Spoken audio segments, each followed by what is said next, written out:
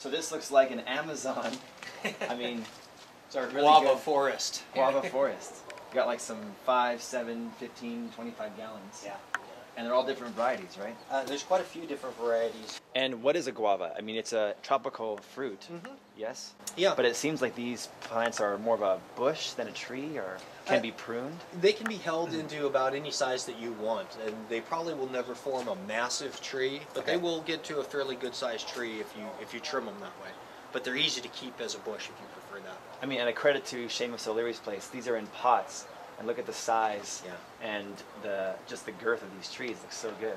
Yeah, you know, guava is a great tree in our environment. It's planted all around the world, so you've got people from the Philippines that grew up with guavas. You've got people from Guatemala that grew up with guavas. Nice. People from India really like it. There's a Mexican variety that does really well in our climate here.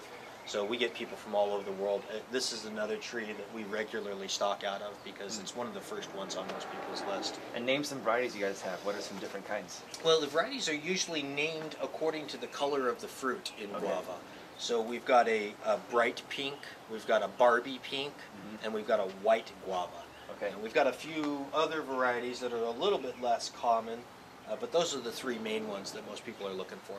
And how do they take the cold and how do they take the heat? They don't want to get too terribly cold, but they're not real sensitive to it either. So if they lose their leaves, they'll probably come back. Yeah.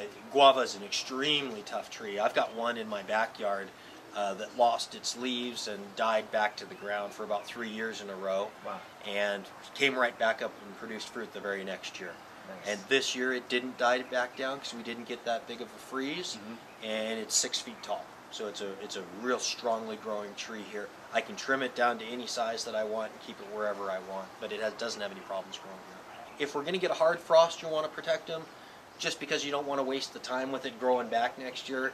If you choose not to or you can't do it, that's fine, it'll grow back.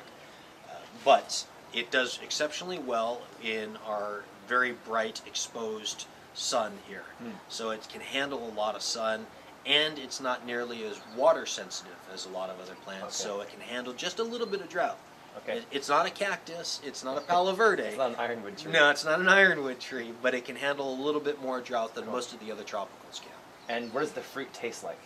Wow, good question. To me, it's got a spongy, almost icy texture to it. It's not real substantial, it's not a heavy fruit, it's kind of a light. And then it's got a real heavy aromatic quality to it, so you can almost smell the taste more than you can taste the taste. It's one of those things, if you grew up eating these right off the tree and taking a bite out of it, you're used to that. Personally, I prefer to scoop it out and eat it that way. They look great. Yeah, they're real good plants, and again, we have a hard time keeping them on hand here because people that grew up with this is the #1 on their list. It usually is a guava, then they want a mango, and then they want a sapote. Those are probably the three most popular in terms of what people grew up with.